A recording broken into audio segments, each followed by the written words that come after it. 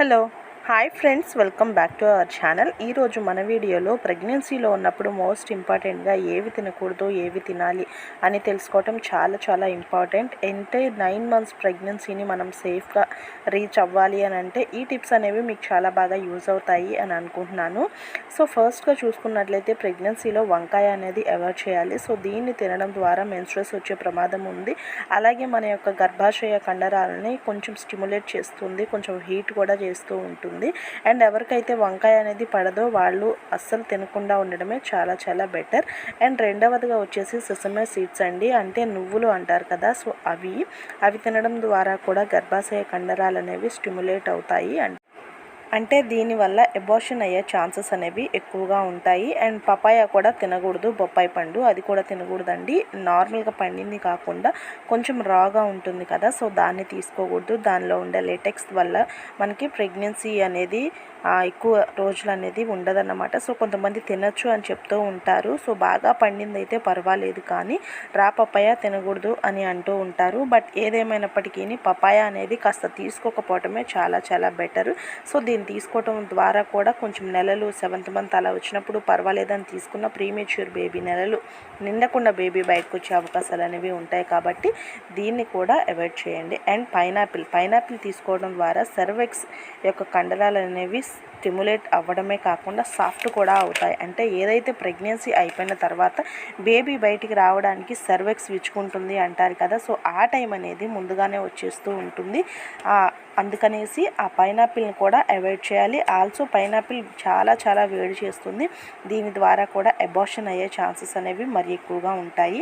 ఇంకొకటి వచ్చేసి గ్రేప్స్ అండి, బ్లాక్ కానీ గ్రీన్ కానీ ఏ గ్రేప్స్ అయినా కానీ నార్మల్గా షుగర్ ఉన్న వాళ్ళకి కూడా చాలా ప్రమాదము. సో షుగర్ లెవెల్స్ అనేవి ఇంక్రీజ్ అయ్యే ఛాన్సెస్ ఉంటాయి. అలాగే ఇండైజేషన్ ప్రాబ్లం కూడా ఉంటుంది. ప్రెగ్నెన్సీలో నార్మల్గానే ఇండైజేషన్ ప్రాబ్లం కాస్త ఉంటుంది.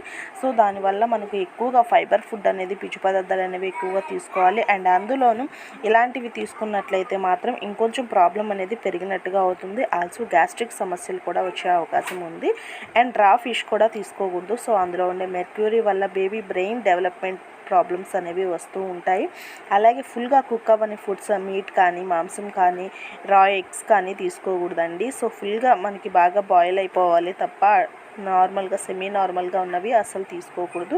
దీని ద్వారా మనకి స్టమక్ పెయిన్ వస్తుంది, మోషన్స్ అవుతాయి, అండ్ ఆల్సో వామిటింగ్స్ కూడా అవుతూ ఉంటాయి. కాబట్టి ఎగ్స్ కూడా బాగా కుక్ అయిపోయిన తర్వాత మాత్రమే తీసుకోవాలి. అండ్ కాఫీ కూడా ఎక్కువ తీసుకోకూడదు. కొంతమందికి కాఫీ అలవాటు ఉంటుందని ఎక్కువ తీసేసుకుంటూ ఉంటారు. కాఫీ ఎక్కువ తీసుకున్నా కానీ బేబీ గ్రోత్ డిఫెక్ట్స్ వచ్చే ఛాన్సెస్ అనేవి ఉంటాయి. బేబీ ఎదుగుదలని స్టాప్ చేయడానికి ఈ కాఫీ అనేది కాస్త ప్రభావం పడుతుంది. కాబట్టి దాన్ని కూడా అవాయిడ్ చేయండి. చాలా కొద్ది మోతాదులో మాత్రమే తీసుకోవచ్చు. అలాగే టామరిన్ కూడా తీసుకోకూడదండి. ప్రెగ్నెన్సీలో పులుపు తినాలి అని అనిపిస్తూ ఉంటుంది ప్రతి ఒక్కరికి, బట్ చాలా లిమిట్గా తీసుకోవాలి. అండ్ ఇది ఎక్కువ తీసుకోవడం ద్వారా ప్రొజెస్ట్రాన్ హార్మోన్ అనేది తక్కువైపోతూ ఉంటుంది. సో దాన్ని రెడ్యూస్ చేయడానికి మనకి ఈ పులుపు అనేది చేస్తుంది. కాబట్టి టామరిన్ అలాగే సిట్రస్ ఫ్రూట్స్ కూడా కొంచెం తగ్గించాలన్నమాట. అది ఫస్ట్ 3 మంత్స్లో ఇంకా జాగ్రత్తగా ఉండాలి.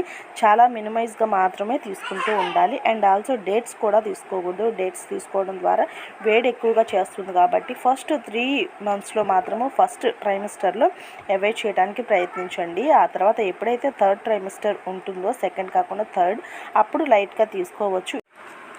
సో ఏది ఏమైనప్పటికీ కూడా ప్రెగ్నెన్సీలో ఫుడ్ అనేది చాలా న్యాచురల్గా తీసుకోవాలి, చాలా కొద్దిగా తీసుకోవాలన్నమాట. సో ఎక్కువగా ఇష్టం ఒక ఫ్రూట్ మీద, ఒక ఫుడ్ మీద ఎక్కువ ఇష్టం కలిగింది కదా అని దాన్ని ప్రతిరోజు తీసుకోవాలి అని అనుకోకూడదు. ఏదైనా ఓవర్గా తినడం ద్వారా నష్టం అనేది ఉంటుంది.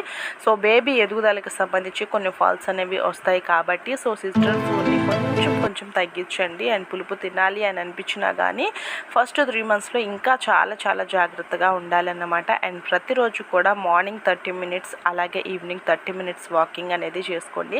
అండ్ ఫైబర్ ఫుడ్ని ఎక్కువగా తీసుకోండి. ప్రతిరోజు కూడా మీరు మోషన్ ఫ్రీగా వెళ్ళాలి. అండ్ వేడి చేసే ఛాన్సెస్ ఉంటాయి. కాబట్టి మజ్జిగ, కోకోనట్ వాటర్ ఇలాంటివి తీసుకోండి. అండ్ కొంతమంది బాడీ హీట్ అనేది తగ్గుతుంది అనేసి స్ప్రైట్ అని, కూల్ డ్రింక్స్ అలాంటివి తీసుకుంటారు. వాటి ద్వారా గ్యాస్ట్రిక్ సమస్యలు వస్తాయి. అండ్ డయాబెటీస్ ఉన్న వారికి కొంచెం ప్రాబ్లమాటిక్ అయ్యే అవకాశం కూడా ఉంటుంది. తప్ప ఇంకా అవి ఎక్కువగా తీసుకోవడం ద్వారా బేబీ డెవలప్మెంట్ మీద కొంచెం ప్రభావం పడే ఛాన్సెస్ ఉంటుంది కాబట్టి దాదాపుగా వాటిని అవాయిడ్ చేయండి. And thank you for watching in this video మీకు హెల్ప్ఫుల్గా ఉంది అంటే తప్పకుండా like, share and don't forget to subscribe our channel. రోజుకు 3 to 4 లీటర్స్ వరకు వాటర్ని ఎక్కువగా తీసుకోండి. ఎక్కువ హైడ్రేటెడ్గా ఉండడానికి ట్రై చేయండి. And thanks for watching.